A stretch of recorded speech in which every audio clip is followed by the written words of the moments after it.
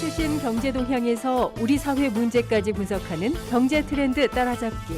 한반도 국제 정세와 사회적 현안, 그리고 우리 이웃들의 소소한 이야기를 허심탄회하게 들어보는 단박 인터뷰까지. 함께하는 세상, 오늘은 좀 더 다른 시선으로 세상을 바라봅니다.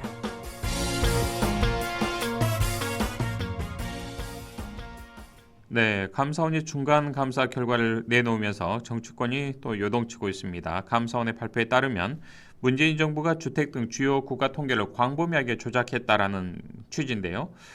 이에 대해서 문재인 전 대통령이 직접 반박을 하는 등 전현 정부가 정면 충돌 양상입니다. 오늘 경제 트렌드 따라잡기 코너에서는 이에 대해서 알아보죠. 최유한 시사평론가 연결되어 있습니다. 평론가님 안녕하십니까? 예, 반갑습니다. 최유한입니다. 예.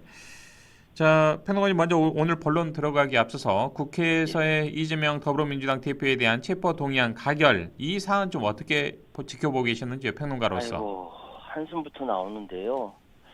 우리 국민들이 그 이재명 대표가 왜 단식을 시작했고 그 과정이 어땠고 개별 정식 권력이 어떻게 반응을 했는지 다 알고 있습니다. 그런데 지금 일반 여론, 특히 당원들의 여론과 국회의원의 여론이 전혀 다르게 표현됐어요. 네. 149대 136으로 표현됐죠. 그러니까 언론에서는 더불어민주당 최소 29표가 이탈했다라고 했는데, 이걸 통해서 알게 된 것은 첫 번째, 이게 민주당의 현 주소다. 두 번째, 이대로 민주당은 안 된다라는 거예요.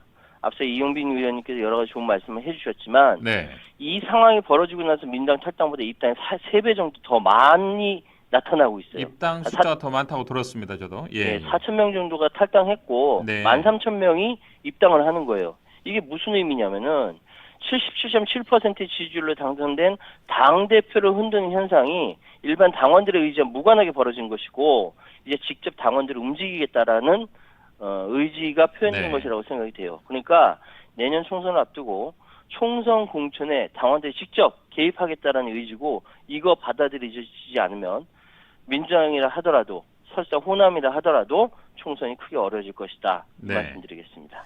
알겠습니다. 자, 오늘 본론 들어가죠. 지난 정부에서 국가의 주요 통계가 조작됐다, 이런 의혹에 대해서 감사원이 이제 감사를 벌여왔고요. 그 결과로 중간 감사 결과로 문재인 정부의 청와대 정책실장을 지냈던 4명과 김현미 전 국토부 장관 등을 포함해서 모두 22명을 검찰에 수사를 요청했네요. 감사 착수 1년 만에 내놓은 결과입니다. 네. 감사원이 이제 문재인 정부 시절에 집값, 소득, 고용 이 세 분야에서 국가 통계가 조작됐다라고 판단을 하고 있는 겁니다. 집값 같은 경우는 그러니까 그 주택 통계를 작성하는 한국부동산원에 청와대와 국토교통부가 직접적인 압력을 행사했고, 최소 94차례 통계 수치 조작이 있었다라고 발표를 했습니다. 이 상황이 2019년 6월에 하락세를 보이는 집값이 다시 오를 기미를 보니까 국토부가 부동산원에 이대로 가면 우리 다 죽는다. 네. 원래 마이너스 변동률로 부탁드린다. 이렇게 얘기를 했다라고 하고, 청와대에서도 또 국토부를 질책했다라고 해요. 네. 이거는 감사원의 발표입니다.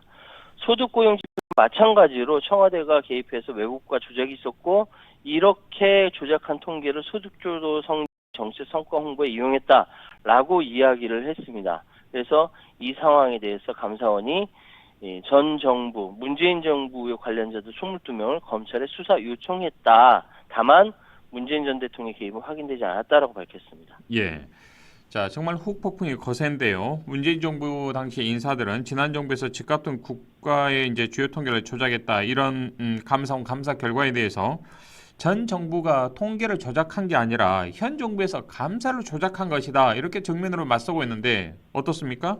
문재인 정부 출신 관료들로 이루어진 정책 포럼이 사이제라고 있습니다. 네. 지난 15일 날 입장문을 발표했는데, 이번 감사는 악마의 편집으로 사실관계 왜곡해서 부풀렸다, 증거와 진술을 악의적으로 취사 선택해서 범죄를 만들어낸 것이다 라고 비판합니다. 그러니까 애초 사실관계 밝히려는 목적으로 시작된 감사가 아니다. 이 감사 결과가 결국 예견됐다. 정치 행위이고 감사원이 헌법기관을 포기한 노골적인 정치 참여 선언이라고 이야기를 했습니다. 그러니까 사회제는 통계 조정을 아예 불가능하다. 그러니까 통계 조사와 작성에 수많은 공무원들과 조사원들이 참여하는데 모두 다 한 몸처럼 움직여야 감사원이 주장한 통계 조작이 성립되는 것이다. 그럴 수 없다라는 것이죠. 그러니까 부동산 주간 통계, 동향 통계를 추가로 더 받아본 것이라든지 급격한 통계 수치 변동에 대해서 관계기관 설명을 요청한 것을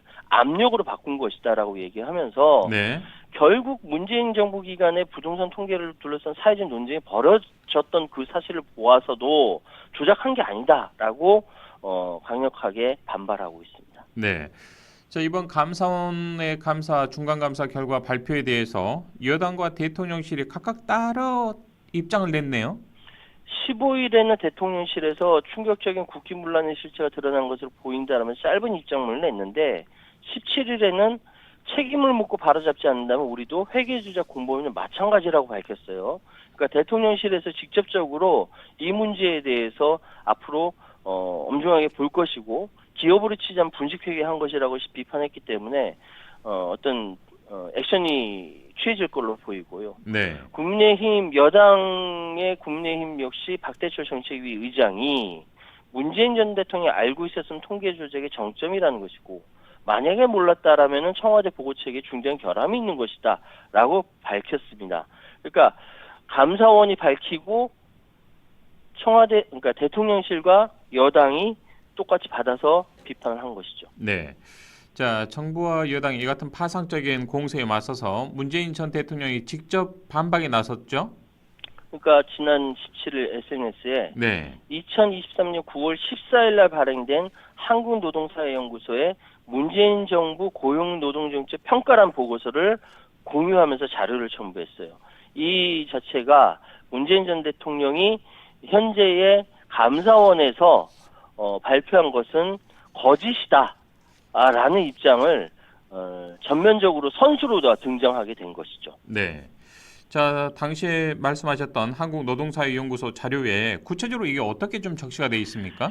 그러니까 이 한국노동사회연구소의 김유선 이사장이 문재인 정부는 역대 어느 정부보다 고용노동 정책을 중시한 정부였다라고 하면서 최저임금 인상, 주 52시간 상한제, 공공부문 비정규직 전환, 정규직 전환, 중대재해법 처벌법 제정, 국제노동기구, 핵심 협약 비준 등 이 소득주도 성장 정책의 핵심 과제라고 하면서 이제 밝혔고요. 그러면서 내놓은 것이 고용률이 이전보다 사상 최고치를 경신했다라든지 비정규직 근무는 조금 늘었다라든지 노동소득 분배율은 훨씬 더 개선됐다라든지 자료를 구체적으로 첨부했습니다. 네. 자, 감사원이 발표한 이 이른바 통계 조작 가운데 가장 심각하게 보고 있는 대목이 바로 주택가격의 통계인 것 같습니다. 예. 당시에 청와대가 2020년 4월 총선을 불과 2달여 정도 앞둔 상황에서 통계 조작의 범위를 서울에서 수도권까지 확대한 것으로 감사 결과로 본다면 드러난 것인데 예. 문재인 전 대통령이 주재했던 청와대 수석보좌관 회의 직후다 이런 의혹이 지금 나오고 있네요. 감사원이 바라보기에는 예. 문재인 정부 청와대가 2017년 6월부터 서울주택 매매가 가격 하락 정책을 발표하기 전에 잠정치를 보고하라고 지시했다. 이렇게 파악하고 있는 거예요. 근데 작성 중인 통계를 다른 기관에 제공하는 건 통계법 위반 사안이거든요. 네. 근데 이제 문재인 청와대에서는 그렇게 했다라고 보고 있으면서 21대 총선 불과 2달 앞두고 범위를 확대함으로써 이 집값 안정세를 꾸미기 위해서 조작을 한 것이라고 보고 있는 겁니다. 이 상황은 팩트 싸움이기 때문에 이건 조사를 통해서 밝혀져야만 하는 것입니다. 예.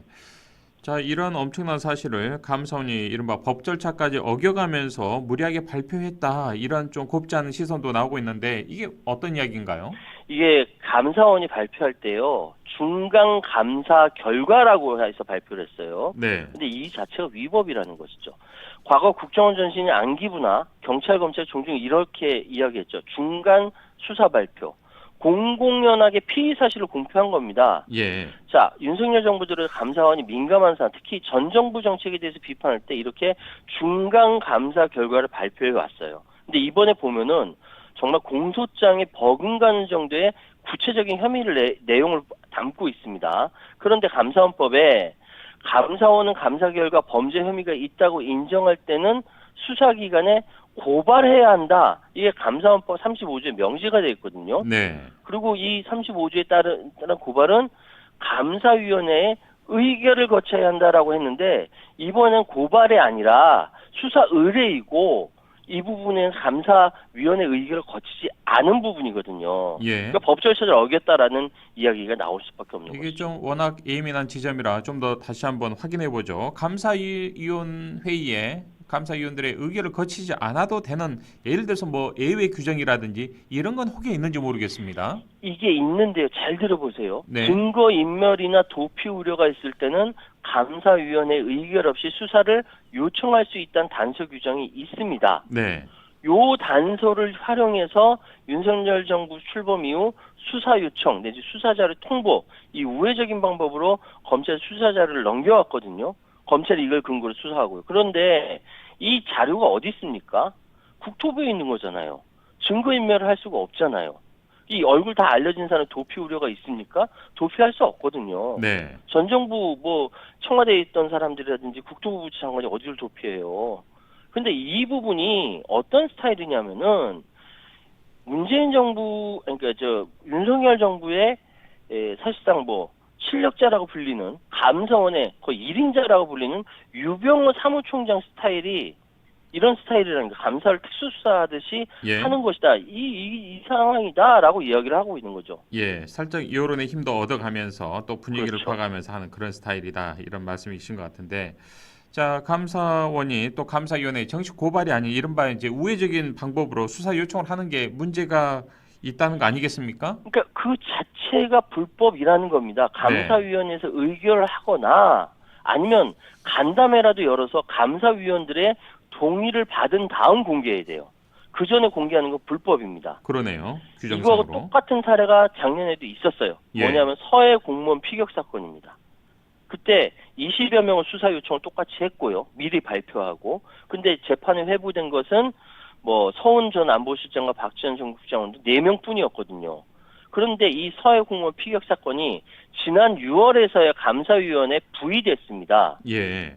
말이 안 되죠. 이미 중간검사로 작년 9월에 앞뒤가 막 좀 맞지 발표하고 않네요. 예, 난리가 났었지 않습니까? 네네. 그리고 피의 사실 전부 다 공개하고 수사 요청하면서 예. 감사원 정원의 그 정식 절차는 이제서야 마무리 단계라는 거예요. 사건은 그 난리가 났었는데 예. 이게 감사원이 자기 역할을 하지 않고 정치를 한다라는 것이죠. 자, 그렇다면 끝으로 감사원이 이렇게 무리수를 두는 이유 어디에 있다고 보십니까? 왜 그렇습니까, 감사원이?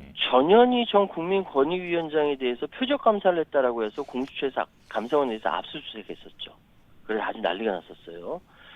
지금 감사원은 어차피 정치 감사라는 논란을 빚어온 마당에 곧 있을 서울 강서구청장 보궐선거나 아니면 내년에 있을 총선을 염두에 두고 발표한 거 아니냐. 왜냐하면 지금 발표해야 선거에 영향을 미칠 수 있을 거다. 이런 이야기가 지금 여의도 바닥에 파다합니다. 검찰이 수사에 착수하고 기소하고 재판까지 가는 절차, 시간을 고려하면 지금 발표해야 한다라고 감사원에서 판단했을 수 있다.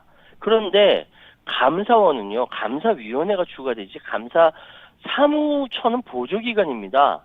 근데 사무처가 나서서 이 난리를 치고 있는 거예요. 별도의 국가기관 아님에도 불구하고 감사원이 지금 감사위원회를 패싱하고 이 모든 일을 처리하는 것은 이렇게 무리수를 두는 것은 믿는 곳이 있다. 예. 라는 게 법조인들의 대체적인 분석이에요. 이 믿는 곳 어디겠습니까? 저희 청취자 여러분들의 상상에 맡기겠습니다. 알겠습니다. 오늘 말씀 여기까지 듣겠습니다. 고맙습니다. 감사합니다. 지금까지 최요한 시사평론가와 함께했습니다.